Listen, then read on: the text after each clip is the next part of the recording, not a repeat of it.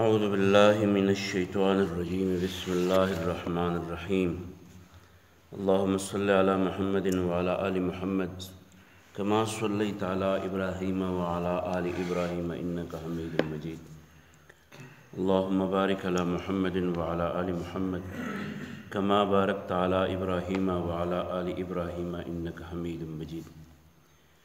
بسم الله الرحمن الرحيم وعن عبد الله بن عمرو قال رسول الله صلى الله عليه وسلم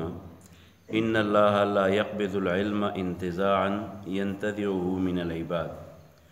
ولكن يقبض العلم بقبض العلماء حتى إذا لم يبق عالما اتخذ الناس رؤوسا جهالا فسئلوا فأبتوا بغير علم فضلوا وأضلوا متفق عليه. دا حدیث حضرت عبداللہ ابن عمر نقل کرے دے. فرمائی کہ رسول اللہ صلی اللہ علیہ وآلہ وسلم فرمائی لی دی وقت کی دعا واقعات دیو دا چې کله قیامت قائمیږي نو د اسلام دا ټول تعلیمات به د خلکو نه مکمل یریږي ختمیږي به تر څو چې د انسانانو نه په اسلام باندې عمل ختم شوی نه تر هغې د دنیا به آبادی. نو داسې دور به راشي چې په دې خلکو نه به بالکل د قرآن به داسې پرېږدي د اسلامي تعلیمات به داسې پرېږدي چې څوک عمل کوونکی به پاتې نشي. نو بیا به الله تعالی دنیا ورانوي. خو دغه حالت خو آخر ټایم دی. د دې نه مخکې به یو حالت داسې راځي چې د خلکو به د قرآن سره د احادیثو سره مینه کمه شي او دا به ورو ورو کمیږي او داسې به کمیږي چې شته کم خلک یي عالمان چې هغوی د قرآن په زده کړه باندې وخت ورکوي ځان کړی نو هغه عالمان به ورو ورو ختمیږي او نوي خلک به قرآن نه زده کوي. نو چې نوي خلک قرآن نه زده کوي او عالمان کمیږي محققین علما کمیږي بس تشه واعظان پیدا شي او هغه واعظان هم بیا ورو ورو هغه خبرې کوي کمې خبرې چې د قرآن سره د احادیثو سره د لرې لرې پورې تعلق نه وي. نو چې محققین علما ختم شي نو عام خلک به بیا څه جوابونه ورکوي. نو عامي سړی به تپوس کوي د دغې مخامخ قبې والا او جبې والا نه چې دا مسله څنګه ده نو هغه به غلی کېږي نه خامخا به جواب ورکول غواړي نو جواب به غلط ورکوي. چې غلط جواب ورکړي نو دوه نقصانه به وکړي. یو خو دا چې ځان له تباو برباد شو او دویم دا چې د ده په فتوه باندې او د ده په جواب باندې هغه اورېدونکی هم غلط شو نو بیا ټول عمر غلط کار کوي. نو ځان له خپله ګناه هم شوه او د هغې څوک چې ګمراه کړو نو د هغه ګناه هم شوه. نو په دې وجه باندې د عالمانو دپاره هم په دې حدیث کې یو ګناه خبره ده چې جواب ورکوي نو جواب کې دې ته مه ګورئ چې ستا څنګه خوښه ده. جواب ورکوي نو دې ته ګورئ چې د الله حکم څه دی یا د نبي صلی الله علیه وسلم طریقه څه ده. په دې طریقه جواب ورکوي. ځکه دا راتلونکي خلک چې څومره دي او ستا په دې فتوه باندې هغه بیا عمل کوي ستا په دې درس باندې هغه بیا عمل کوي ستا د تقریر د وجې نه د هغه یو فکر جوړیږي نو د هغې ټوله ګناه به بیا تا ته برابر دغې مولوي صاحب ته به هم رسي. نو چې مولوي صاحب ته هم رسي نو مولوي صاحب ولې د نورو خلکو ګناه په خپل سر باندې علي ټیک خبره ولې نه کوي خلکو ته. نو د عالمانو دپاره ورپکې دا یو اهمه خبره شوه او د عامو خلکو دپاره هم پکې دا یو نصیحت شو چې تاسو د هر چا نه دیني مسلې مه تپوسئ چې بس اوږده ګیره مو له ولیده چې ته وایې چې دا غټ مولوي صاحب دی راشه تپوس دې کوه. محمدو ماما په شانې دی چې کله ما ته مسله کوي نو دی ما ته وایي هلته کې زمونږ خوا ته یو سړی ډېر ښه عالم فاضل سړی و څه نوم یې نو وایي یاره نوم یې خو نه راځي خو داسې څه غټه ګیرې وه او ډېر ښه سړی و ښې خبرې دی کول. نو ښې خبرې به ډېر خلک کوي کیسې دي. نو عامو خلکو ته په دې حدیث کې دا یو وینا وشوه چې د هر سورګیري نه تپوس مه کوه چې دا ګنې سره ګیره دی نو دا به شاګولي. شاګول خاص خلک محققین په مسلو باندې پوهېدونکي خاص خلک نو د هغې نه تپوس کوئ. د هر سورګیري نه دا تپوس مه کوئ چې شاګوله د دې مسلې څه جواب دی. نو دا په دې حدیث کې د دواړو ته هدایت بیان شو. فرمایي حضرت عبداللہ ابن عمر چې رسول الله صلی الله علیه وسلم فرمایل وعن عبد الله ابن عمرو دا عبد الله ابن عمر نے روایت ده رضی الله عنه قال دی وی چې قال رسول الله صلی الله علیه و آله وسلم رسول الله صلی الله علیه وسلم فرمایلی دی ان الله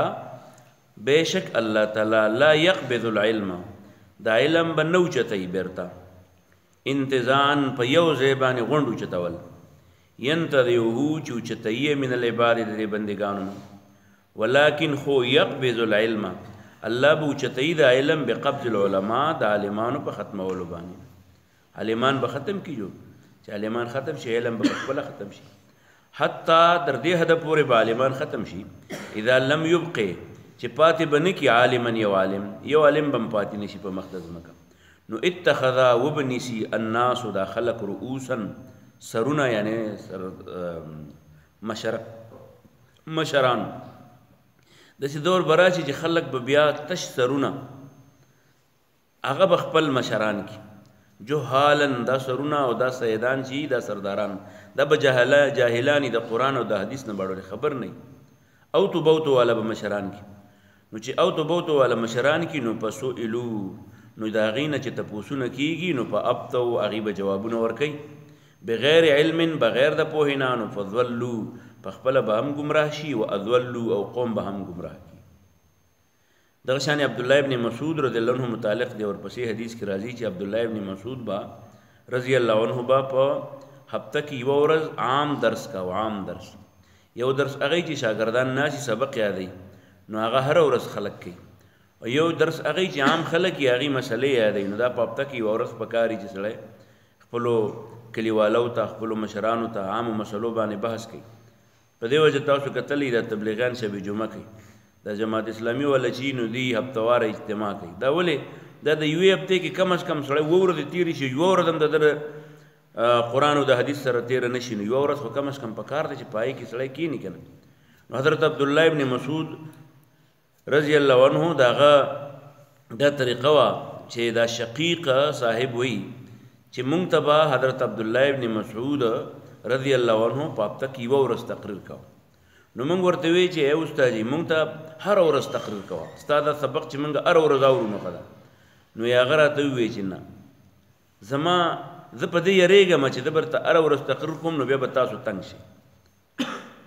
چې د هر ورځ تقریر کوم نو تاسو به تنگ شي په نصیحت باندې نو رسول الله صلی الله علیه وسلم به مونږ ته د قشان کوله چې مونږ به هر وخت کې په تقریرونو کې نه ساتلو ځکه بیا په سړي باندې ګرانیږي نو دا عن شقیق د شقیق نه روایت ده تابعی ده هغه وی چې کان عبد الله ابن مسعود رضی الله عنه با یذکر الناس نصیحت به کو خلقو ته نه تقریر به کو خلقو ته په کل خمیس د هر زیارت پورز فقال نو له د رجل یوسری یا ابا عبد الرحمن اے ابو عبد الرحمن لوددت زمونږ دا خوخه ده انک چې ته ذکرتنا تمونږ ته نصیحت کې په کل یوم هر ورځ قال نو هغه وتوی اما انه شان دا یمنعنی منکی ما من ذلک د هر ورځ د درس نه انی دا چې اکره زدا بد غنم ان املکم چې ز تاسو ستړي کم بوج شم د باندې و انی او زو اتحولکم ز خیال ساتم تاسو بالموعظه د نصیحت پټیم کې کما څنګه چې کان و رسول الله صلی الله علیه وسلم يتخولنا زمون خیال به ساتو بها پدې نصیحت کې مخافت السامه د ستړیوالي نه علینا په مونږه او حضرت انس بن صحابي دی هغه فرمایي رضی الله عنه چې نبی صلی الله علیه وسلم به کله نصیحت کاو نو خبره به په دمه دمه کوله او دسی به کوله چې کومه خبره به ضروري و نو دوه درې ځل به هغه خبره وکړه نو عن انس د حضرت انس رضی الله عنه روایت دی قال دی وی چې کان نبی صلی الله علیه وسلم نبی صلی الله علیه وسلم به اذا کله چې تکلم خبره به کوله بکلمه خبره په تقریر کې اهمه اعادها نو هغه به دوهراوه هل ثلاثا درزل حتی تر دې تفهما چې پوهه بشو خلق عنه داغه په دې خبره و اذا اتى على قوم او کله چې به چا خواله راغی نو سلم علیهم سلام به کوو په غیبانی او سلام به چې کوو نو سلم علیهم ثلاثا درزل به سلام کوو درزل نو علماء و درزل سلام ته ضرورت ده نو خلق دا غي بیا وضاحت چکی نو یا دا چې محفل غټي رسول الله صلی الله علیه وسلم خو به د محفل تراتو چې صحابه کرام ډېر زیاتو او د رسول الله صلی الله علیه وسلم دا आवाज چې دینو دا خو خلکو د ځان د پاره ډېر لوی دعا وا نو هر یو بسعادت حاصله او چې دی واورم نو رسول الله صلی الله علیه وسلم به یو دل خی طرف والته السلام علیکم بیا به ګس طرف ته السلام علیکم بیا به مخکې روانو نو مخکې ته به وایي السلام علیکم دا درې ځل په دې طریقه باندې کېدی شي یا دا چې درې ځل داسې کېدی شي چې سړی ورننوځي اول په دروازې نه مخکې نو په دروازه کې وایي چې السلام علیکم نه کور والا خبر شي هغې ته وعلیکم سلام یعنې راځه بیا چې کله ورنږدې شي نو بیا ورته وایي السلام علیکم یعنې محفل ته درځم نو هغه ورته وایي راځئ نو چې بیا کله میلاویږي او لاس میلاوي نو په دغه ټیم کې بیا د هر یو سړی وایي السلام علیکم السلام علیکم نو په یو ځل سلام باندې به اکتفا نه کوله مسلسل به سلام کوو نو دا هم یو خبره ده رسول الله صلی الله علیه وسلم به خلکو ته درې ځل سلام کوو او دغه شانې دا آخري کوم حدیث دی په دې کې رسول الله صلی الله علیه وسلم ابو مسعود هغه وایي چې یو سړی راغی رضی الله عنه د پیغمبر علیه السلام خواله نو ورته وایي چې یا رسول الله صلی الله علیه وسلم مونږ خو روان یو په سفر باندې د ما څه چې کم اسو یا کم خرو یا کم اوښو هغه لږ کمزوری شو بیمار دی اوس ما نه شي وړی داسې کار وکړه چې ماله د بل ملګري ته ووایه چې ما ځان ته پلی اس یا په اوښ باندې کښېنئ نو رسول الله صلی الله علیه وسلم چاپېره وکته نو څوک ورته نه ښکارېده نو لږ غلی شو چې اوس چاته ووایم نو یو بل ملګري ورته ووایي چې یاره جي هغه ملګري سره دی شتی او د هغه سره به یې کښېنو نو رسول الله صلی الله علیه وسلم راوغوښتو د هغه سره یې کښېنو بیا یې ورته ووایي چې ګوره چې کم ثواب هغې سړي ته میلاویږي کم چې عملا دا کار کوي لکه هغې سړي اوښ ته یا هغې سورلۍ ته یا هغې ګاډي ته دا سړی موږ ور وخېجو خو دا خو د دې سړي نه و نو چې چا ویوړو هغه ته هم ثواب میلاو شو خو چې را چا ما ته وخو نو هغه ته هم دقو نه ثواب میلاو شو کم چې د وړونکي ته نو په دې وجه باندې که په خپله باندې سړی یو خیر نشي کولی د یو خیر یو کار نشي کولی او بل چاته یې وخو چې په دې طریقه باندې وکړه نو هغه ته هم ثواب میلاویږي نو دغه شانې د دې نه دا معلومه شوه چې کم علما کم فاضلان کم ماهران خلک چې چا ته خیر لارو ښیي نو هغه چا چې عمل ور باندې کړی هغه ته چې کوم ثواب میلاویږي نه دی ښوونکي ته هم میلاویږي نو عن ابي مسعود الانصاري د ابو مسعود انصاري د روایت دی قال دی وی جاء رجل راغی او سړی الى النبي د پیغمبر صلی الله علیه وسلم خواته نو فقال وتوی انه شان در ابدع بي زما سورلی چې دا نو هغه مانده شوه فاحملني نو ما سور د چا سره په بله سورلی نو فقال پیغمبر علیه السلام ورته ما عندي نشته ما سره د څوک راسه نشته چې تا ورسره سور کوم نو فقال هغه ورته رجلون یو سړي ورته وی یا رسول الله صلی الله علیه وسلم انا ز ادله خیم دته علی من هغه سړی یحمله چې دی به اوچت کېدل د ځان سره فقال رسول الله صلی الله علیه وسلم نو رسول الله صلی الله علیه وسلم خوشاله شو ورته وی من کم سړي چې دله وښودل والا خیرن خیر چاته نو په له دته به میلاویږي مثلو په شانتې اجر د اجر فاعله د کوونکي نو دا زموږ استاد دپاره یو ډېر اهم معلومات او اهم راهنمایي ده چې په کار چې په خپله د خیر کار که نه شو کولی نو چې بل ته خو دا وښیو چې دا کار په دې طریقه باندې وکړه یا بل د خیر د ګونه چې دي د هغې د سر ته رسولو خواري وکړو الله یې د عمل توفیق راکړي اللهم ربنا اتنا فی الدنیا حسنه وفي الآخرة حسنه وقنا عذاب النار ربنا اغفر لنا ولإخواننا الذين سبقونا بالإيمان ربنا لا تجعلنا فتنة للقوم الظالمين ونجنا برحمتك من القوم الكافرين برحمتك. الله كوريك يوم انت